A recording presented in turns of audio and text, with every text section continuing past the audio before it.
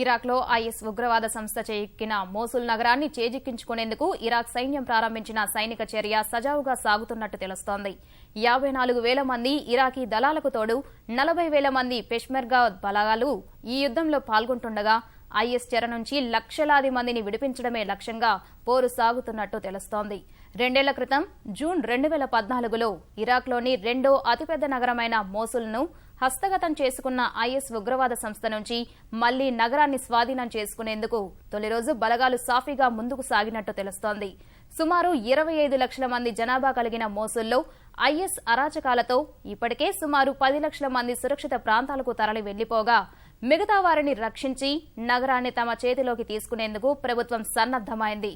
మోసుల్లో 5,000 మంది ఐఎస్ ఉగ్రవాదులు పాగా వేశారని, వారికి సహకరించే వారి సంఖ్య మరో 7,000 వరకు ఉండొచ్చని అంచనా వేసిన అధికారులు ఎలాంటి పరిణామాలు ఎదురైనా ఎదుర్కొనేందుకు సిద్ధంగా ఉన్నారు.